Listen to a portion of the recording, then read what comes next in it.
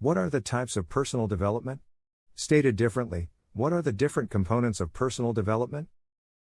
Before we get into the different areas of personal development, it is important we understand why different components exist within personal development. A human being is an impressive and dynamic creature, operating on spiritual, soulish and physical levels. We will break down these three levels of a human being in a moment, but for now, it is important to note that human beings operate at these three levels. Someone might ask, what do these three levels mean in layman terms, or how can I understand these levels practically? We are so glad that you asked that. The spiritual level refers to the unseen realm. You cannot physically see it with your eyes. For example, this could refer to the heart. Please note that when we refer to the heart, we are not referring to the physical organ that pumps blood, which can be seen with the naked eye. We are talking about that spiritual entity that can love and hate, that entity where fear can reside in. We can call this your spiritual heart. All of these activities, fear, love, hate, are activities that are not visible to the naked eye, hence they are spiritual. The fact that everyone, if the body is functioning the way that it is supposed to function, has the capability of producing hate, love, and fear shows that actually everyone is participating in the spiritual realm. Let's move to the second level. The soulish realm. This is where your mind and emotions exist. We have mentioned that spiritually speaking, there is love, hate, fear and so forth, which are spiritual activities. However, these spiritual activities, as we have said, can't be seen with the naked eye, but can be felt. We can feel love, we can feel hatred, and we can feel fear. Where do you feel this? In your soulish realm. So if, for example, you feel love, spiritual, this love will express itself as an emotion in the soulish realm. We can't see love, but we can feel it.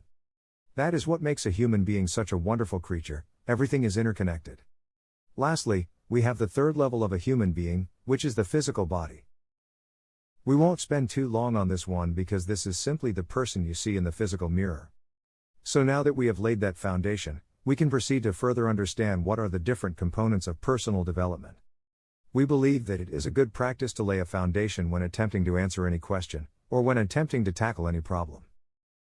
Because we have laid a very basic foundation in terms of understanding the high-level properties of a human being, we will find that explaining the different components of personal development becomes easier as some of the components would have been discussed already.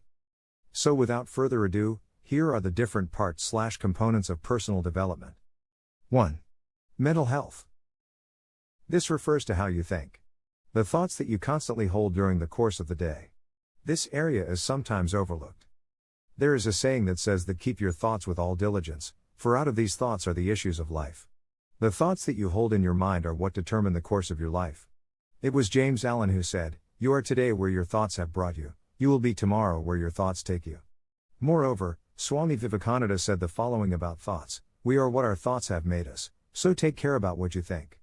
Words are secondary. Thoughts live, they travel far." Lastly, Norman Vince Peale said the following: "Change your thoughts and you change your world." We can't underestimate the power of thoughts in helping us maintain mental health. This means that you should choose productive and healthy thoughts to encourage mental health. 2. Emotional health. This is actually closely aligned to mental health.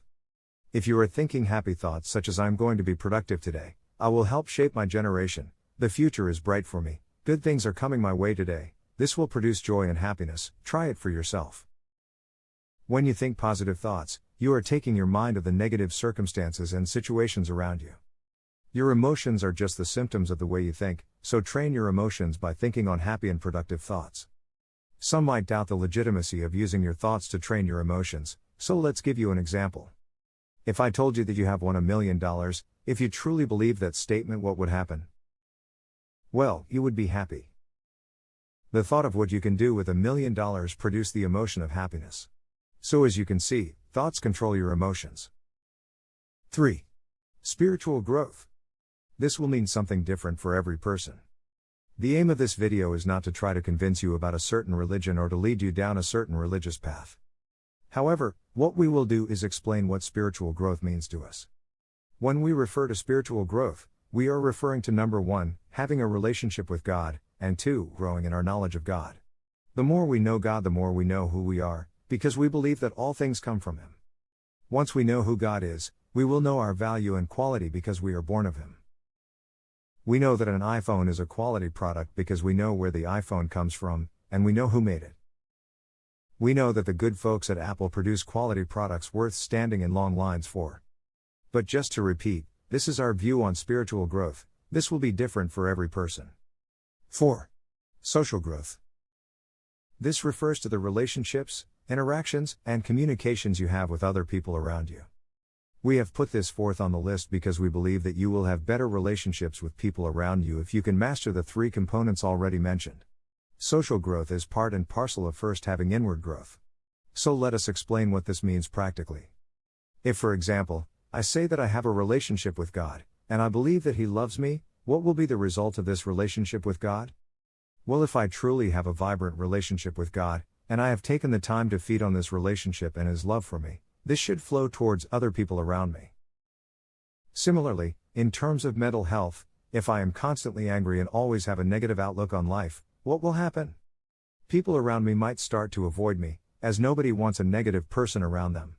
We are reminded of a funny quote from Oscar Wilde who said that, "Some cause happiness wherever they go, others whenever they go." 5. Physical growth. Last, but certainly not least, is physical growth. This refers to taking care of your physical body. Getting enough sleep, eating healthy, and so forth. This is not our area of expertise, but we mention it as it is part of personal development. It is important that we take care of our body so that we are able to reach our goals. A body that is sick or suffering from pain can hinder us from reaching our goals. We have all experienced those days where you are not as productive as you can be because of sickness or illness. So taking care of your body is critical. In conclusion, whilst we were preparing this video, we read some blogs on this topic and we noticed that some personal development teachers recommend that in certain situations, it might be better for you to focus on different components of personal development on different days. For example, mental health on Monday, physical growth on Tuesday, and so forth. And the reason why they advocate focusing on different components is because you don't want to overwhelm yourself, which is a very valid point. Overwhelming yourself would be counterproductive to personal development. This video is not meant to criticize or disparage another view, as we all here to learn. However, our 2 cents worth on this is that it might be better to focus on these areas every single day. The reason why we encourage doing a little bit of every personal development component every day is that you do not want to neglect any area. Small gains every day can give you massive gains over a period of time. Of course, there will be certain days where life gets in the way and you can't focus on all of them. This happens to all of us, it is just part of life. But we do not believe that you will see massive changes in your mental health by just focusing on this once or twice a week. Similarly, you might not get the body you are after by just going to the gym once a week. What you could do for physical exercise is, instead of taking the elevator to certain meetings, you could walk where possible. Or instead of driving to the shop around the corner, you can walk. Whilst you are walking, you can listen to your favorite personal development teacher, or you can think positive thoughts about the future. So you would be tackling 2 personal development areas in one go.